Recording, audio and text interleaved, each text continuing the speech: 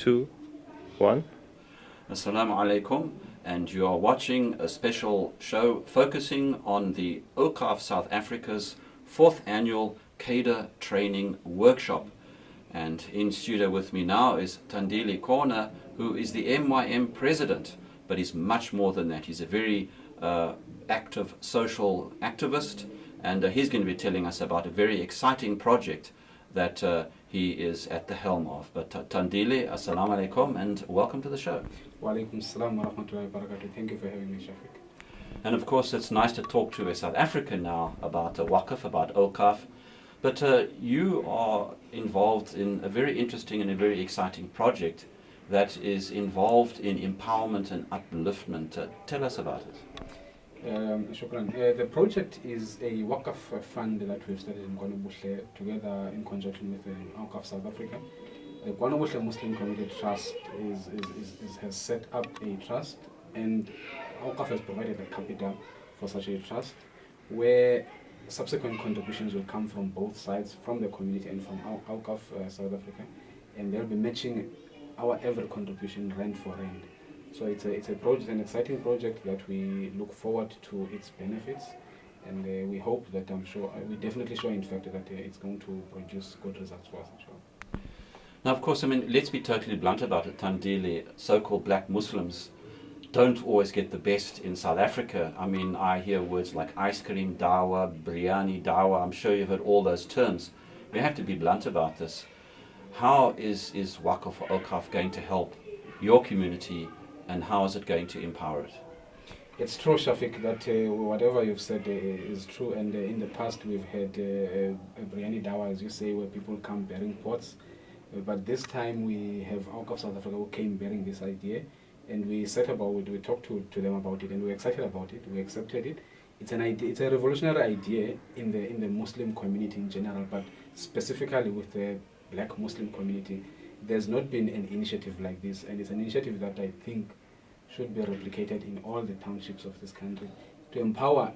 Its result will not be immediate, but a few years down the line, I'm sure we'll start to see the results of such an initiative. It's an empowering initiative in that the community itself takes charge of its own affairs. It takes charge of the money, the management, of course, and how the funds are invested.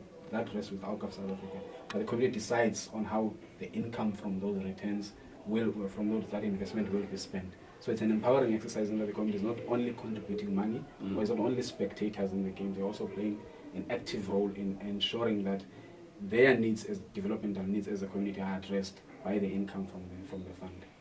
Isn't taking charge the key word here? Because over the years we see so many projects where somebody comes in and it's top down. So as a beneficiary, you're told what to do, and as you know, it becomes a very unsatisfactory and unhappy process.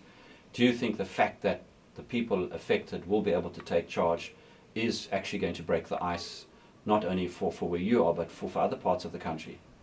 Definitely, that alone is an empowering factor in this whole arrangement, in that the people of Kona themselves will sit down and will decide how to utilize the money. Of course, we will always welcome advice from whoever gives advice, but ultimately the final decisions lie with us as a community.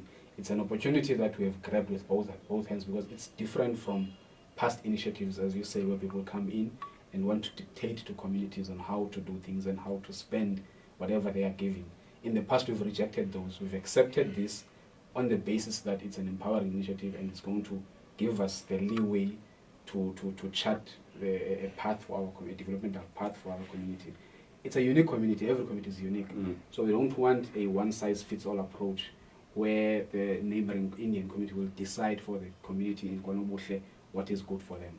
This approach has been different. That's why we've accepted it. Do you think we need to consider the fact that black Islam, whatever you want to call it, is an emerging phenomenon on the South African landscape, and it's a huge phenomenon. I don't think people realize the scope of it, and it's a very refreshing and a very unique one. Do you think that we need to tell people that this is happening, and that just giving people pots of food and throwing money at them is not going to create a larger Muslim South African community? I always laugh when people use the term emerging, because I think we've emerged a long time ago. There are people who are third generation Muslims where I come from, so Black Muslims are not emerging Muslims anymore. We've been there a long time ago. Yes, it is exciting. I think the future of Islam in this country naturally is black, because this is a majority black country, it's an African country. So that's how it should be. And I think black Muslims from our townships need to take charge of that, need to accept themselves. They should not fear that they're going to be called arrogant or branded such other names. They should take charge of their own affairs, but take charge of the Islamic affairs of the Ummah. They are part of the Ummah, and an important part at that. So they need to take charge of the Ummah and take the affairs of the Ummah forward. Would you like to see black Muslim leaders? One always struggles for terms here. I mean, obviously we're all South African, and I would apologize, I would agree with you. I can remember Hassan Gila, who became a Muslim in the 1960s, an absolute gentleman. Do you think that your community, again a rather loaded term, needs to become part of the larger Muslim leadership? That's always what we've been striving for, but unfortunately we found a few doors shut at our face. But the doors are shut at our face. We go around and open other doors. In fact, we create our own doors. This is our own country. The world belongs to all of us. Allah created the world for all of us, so we don't need anyone's permission to sit on the table and partake in Islamic affairs of this country. So if they won't allow us at their table, we're going to set up our own table. And if they want to come, they're going to come to the table and sit at the table on our own terms.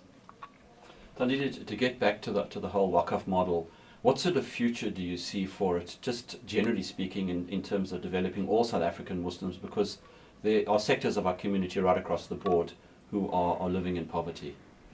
I think that the Waqf model is a very good model. As I said, it's a revolutionary in that it's a psychological migration from going into township with pots of food into going into townships with ideas and sharing those ideas with the people in the townships and allowing the people in the townships to contribute in shaping those ideas into what they would like them to be.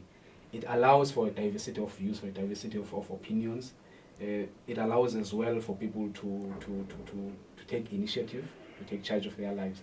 So I think it's a very revolutionary idea, and it's an idea that I think should be taken. I'm hoping that the cadres that are going to be trained in this workshop will go around the country, specifically target our townships, train people and tell people about this exciting idea, concept that is Waqf. It's something that there are lots of resources in the township that are not properly managed, that if they are properly channeled, could create prosperity for all of us in this country. Inshallah. Thandile Kona, President MYM, thanks for talking to us. Thank you very much, Shafiq. Nice to meet you. And that was Thandile Kona, who is president of the MYM and of course a social activist, telling us how he feels Waqf can make a difference to South Africans. Time for a quick break. We're back right after this.